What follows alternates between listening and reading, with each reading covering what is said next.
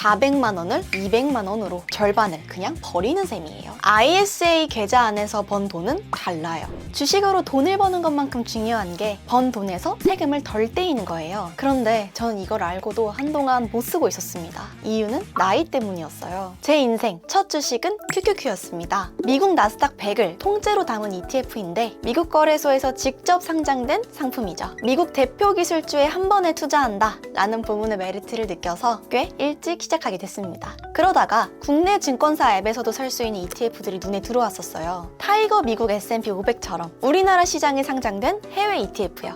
이것도 담아볼까? 했는데 이게 알아보니까 일반 계좌로 사게 되면 여기서 번 돈의 15.4%의 세금이 부과되더라고요. 그래서 좀 세금을 덜 낼 수 있는 방법이 없을까 찾아보니 방법이 있었어요. 바로 ISA. 그런데 그 시기에 문제가 하나 있었어요. ISA 계좌는 만 19세부터 만들 수가 있는데 그때 저는 성인이 되지 않았었거든요. 세금을 아껴주는 이 통장을 만들고 싶어도 만들 수가 없었어서 기다려야만 했죠. 그래서 성인이 된 이후 ISA를 만들었습니다. 같은 종목을 사도 이 계좌에서 사게 되면 세금이 확 줄어들거든요. 어떤 경우에는 0원까지도요. 오늘 이 영상 하나만 보면 여러분들도 세금 아끼면서 투자하는 방법 알게 되실 거예요. 3년 뒤에 세금을 오히려 돌려받는 방법까지 알게 될 겁니다. ISA는 개인 종합 자산관리 계좌의 줄임말인데 이게 이름만 좀 어렵지? 하는 일은 간단해요. 예금, 펀드, 국내 주식, ETF까지 한 계좌에 담을 수 있고 그 안에서 번 돈은 나라에서 세금을 깎아줍니다. 그래서 별명이 만능 통장이에요. 사실 저도 처음에는 좀 반신반의했거든요. 그냥 일반 계좌에서 투자 잘해서 수익 많이 내면 그게 더 이득 아닌가? 그런데 직접 계산해보고 나니까 생각이 바뀌었습니다. 같은 종목을 사도 계좌만 바꾸면 내가 가져가는 돈이 달라지거든요. 먼저 일반 계좌부터 보겠습니다. 일반 계좌로 투자하게 되면 예금 이자든 배당금이든 15.4%가 바로 띄입니다. ETF는 조금 나뉘는데요. 국내 주식형 ETF에서 사고 팔았을 때 남은 돈에는 세금이 부과되지 않습니다. 하지만 요즘 많이들 사는 국내 상장 해외 ETF, 그러니까 미국 S&P 500 같은 건 그 매매 차익에도 15.4%가 부과됩니다. 그런데 ISA 계좌 안에서 번 돈은 달라요. 일정 금액까지는 세금이 아예 0원이고 그걸 넘어도 훨씬 낮은 세율로 계산해줍니다. 차이를 만드는 건 결국 세금이에요. 자, 그럼 그 혜택이 뭔지 세 가지로 정리해드리겠습니다. 첫 번째, 200만 원까지는 세금이 빵원, 이걸 비과세라고 부릅니다. 그냥 쉽게 말해서 세금 면제라는 뜻이에요.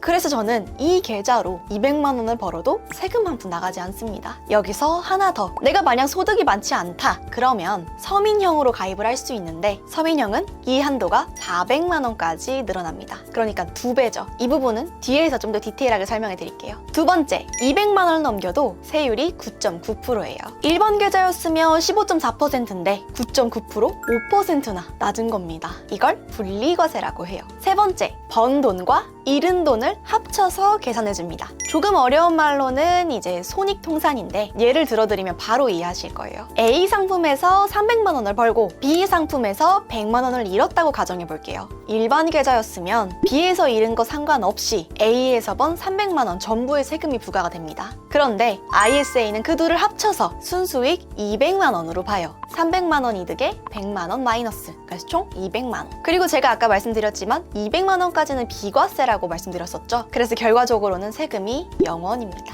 같은 상황, 계좌 하나 차이로 이렇게 달라집니다. 그런데요, 여러분들, ISA를 가입하시는 분들 중에 상당수가 방금 이야기했던 서민형을 많이 놓칩니다. 왜냐하면 아무것도 확인 안 하고 그냥 가입을 하게 되면 자동으로 일반형으로 만들어지거든요. 내가 서민형 조건이 되는데도 서류 하나를 안 챙기면 비과세 한도 400만 원을 200만 원으로 절반을 그냥 버리는 셈이에요. 이 서류가 뭔지는 이따가 계좌 만드는 방법에서 설명드릴게요. 지금은 서민형 같은 경우는 서류를 따로 준비를 해야 되는구나 까지만 알아두세요. 여기까지 들어봤을 때 그래, ISA 좋은 건 알겠는데 종류가 3개나 되던데요? 아무거나 가입해도 되나요? 라고 의문이 좀 드실 겁니다. 결론부터 말씀드릴게요. ETF나 국내 주식을 직접 사고 싶은 분들이라면 중개형 하나면 끝입니다. 나머지 둘은 이렇게만 알아두세요. 신탁형은 은행의 지시에서 예금 같은 걸 담는 타입, 일임형은 전문가한테 맡기는 대신에 수수료를 내는 타입. 오늘 우리가 봐야 될 거는 중개형이니까 이 부분은 넘어갈게요. 자, 중개형에서 하나만 기억하세요. 타이거 미국 S&P 500처럼 국내에 상장된 해외 ETF는 담을 수 있습니다.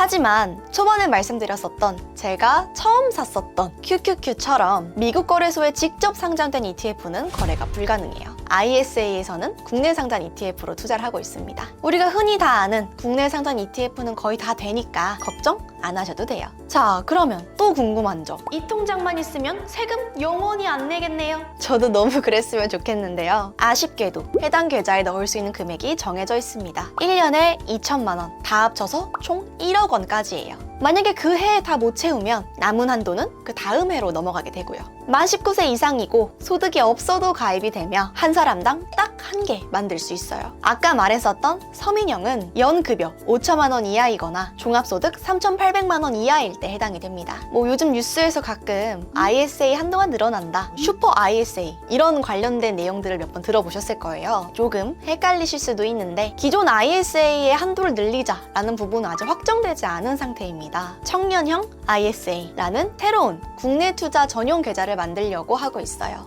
구체적인 숫자는 아직 정해지지 않았습니다.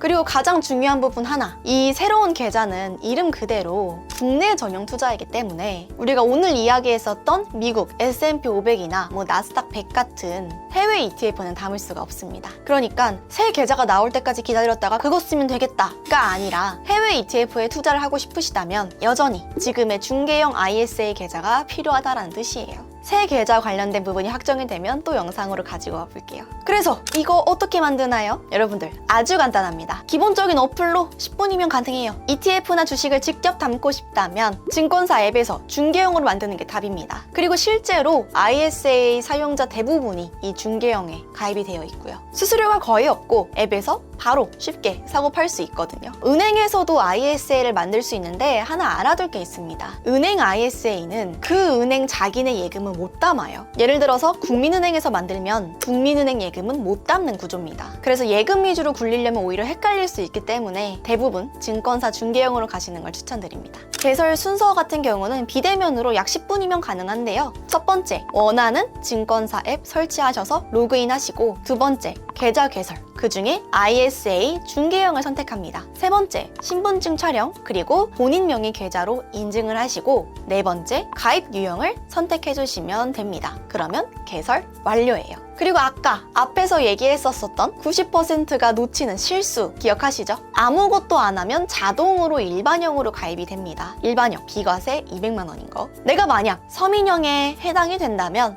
소득 확인 증명서, ISA 가입용, 이걸 홈택스나 정부24에서 발급받아 제출을 하거나 가입하는 곳에 스크래핑 방식이 있으면 그걸로 인증하면 됩니다. 스크래핑은 증권사마다 있는 것도 있고 없는 것도 있기 때문에 있다면 편하게 이용하시면 돼요. 비과세 한도가 2배가 되는 거기 때문에 조건 되시는 분들은 이 서류 꼭 챙기세요. 자, 증권사는 이것만 비교하면 됩니다. 증권사마다 고객들을 유치하기 위해서 이벤트를 많이 하는데요. 주식 수수료 평생 우대, 현금 리워드, 타사에서 옮겨오면 입금액 2배 인정, 이런 것들이요. 그런데 이런 이벤트는 워낙 자주 바뀌어서 지금은 어디가 제일 좋다라고 딱 말씀드리기가 어려워요. 대신 비교 포인트 3가지만 확인하시면 됩니다. 첫 번째, 국내 주식 ETF 매매 수수료 낮을수록 좋겠죠? 두 번째, 신규 개설 또는 타사 이전 이벤트, 현금이나 수수료 우대가 있을 수 있어요. 세 번째, 내가 평소에 원래 쓰던 어플인지 본인들이 자주 사용했었던 증권사라면 익숙하실 테니까. 증권사별 수수료나 수익률은 금융투자협회 ISA 다모아 사이트에서 한눈에 확인할 수 있기 때문에 참고하고 가입하시면 됩니다. ISA는 최소 3년을 유지해야 효과가 있어요. 혜택이 유지됩니다. 그런데 3년 뒤 돈을 연금저축이나 IRP 같은 연금 계좌로 옮기게 되면 옮긴 금액의 10%, 최대 300만 원까지 세금을 추가로 돌려받습니다. 세금을 아끼려고 만든 통장인데 3년 뒤에는 세금을 돌려받기까지 하는 거예요. 왜 만능 통장인지 이제 아셨죠? 그래서 지금 저는 ISA를 통해서 ETF에 투자를 하고 있습니다.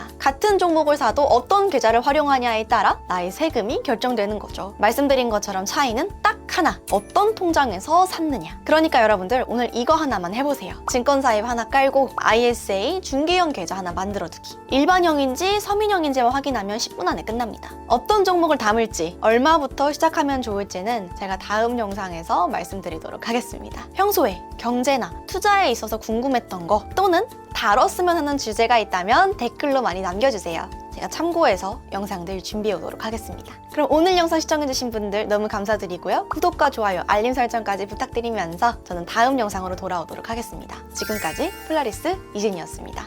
안녕.